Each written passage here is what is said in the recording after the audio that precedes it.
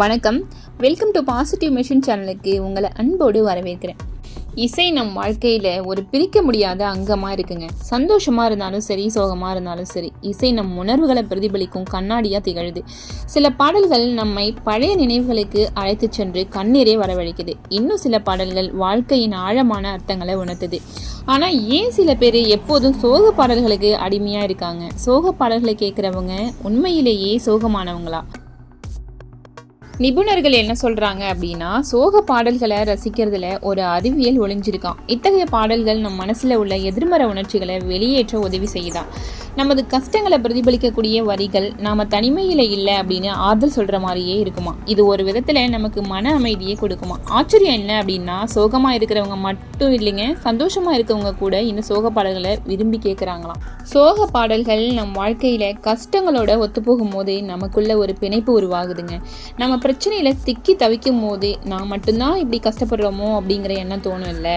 ஆனா சோக பாடல்கள் இல்லை நீ மட்டும் தனியா இல்லை, நான் இருக்க உனக்கு ஆறுதல் அப்படின்னு ஒரு உணர்வு கொடுக்குமா. இந்த புரிதல் மனதுக்கு ஒரு விதமான நிம்மதியையும் பாசிட்டிவ் எண்ணங்களையும் தருதான். மேலும் இசை மனதை அமைதிப்படுத்தும் ஆற்றலையும் கொண்டது. இது மன அழுத்தத்தை குறைச்சி மனநிலையை சீராக்க உதவி செய்யும்னு பல ஆய்வுகள்ல சொல்றாங்க.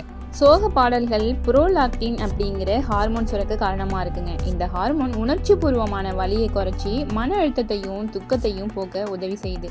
நீங்கள் மன வருத்தத்தில் இருக்கும்போது இந்த ஹார்மோன் ஒரு அமைதியான உணர்வை உருவாக்க உதவி செய்யும். சோக பாடல்கள் இந்த ஹார்மோனின் சுரப்பை தூண்டி மன அழுத்தத்தையும் குறைக்கும்.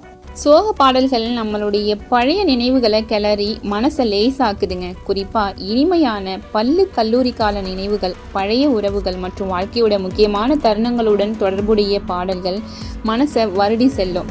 இசை பதட்டத்தை குறைக்குது. கோபம், வருத்தம் போன்ற எதிர்மறை உணர்ச்சிகளை கட்டுப்படுத்துது. சோக பாடல்களை கேட்கும்போது அழுகை வர்றது இயற்கையான விஷயம்தான். ஏன்னா அழுகைங்கிறது உள்ளுக்குள்ள அடக்கி வச்ச உணர்ச்சிகளை வெளியேற்றும் ஒரு வடிகால் போன்றது. எனவே சோக பாடல்கள் வெறுமனே வருத்தத்தை தருவதோடு மட்டும் இல்லாமல் மனசுக்கு பல நன்மைகளையும் வழங்குது. சோக பாடல்களை கேட்கறதுல இவ்வளவு நன்மை இருக்குன்னா கண்டிப்பாக நம்ம சோக பாடல்களை கேட்கறது தவறே இல்லை. சோக பாடல்கள் வெறுமனே வருத்தத்தை தருவதோடு மட்டும் இல்லாமல் மனதுக்கு பல நன்மைகளையும் வழங்குது. உண்மையிலேயே சோக பாடல்கள் மன ஆரோக்கியத்திற்கு ஒரு சிறந்த மருந்துன்னு தான் சொல்லலாம்.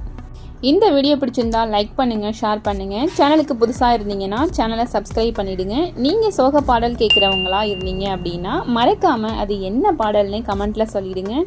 சோக பாடல் கேட்கக்கூடிய உங்கள் ஃப்ரெண்ட்ஸுக்கு இந்த வீடியோவை ஷேர் பண்ணுங்கள். நான் உங்களை அடுத்த வீடியோவில் சந்திக்கிறேன். தேங்க்யூ.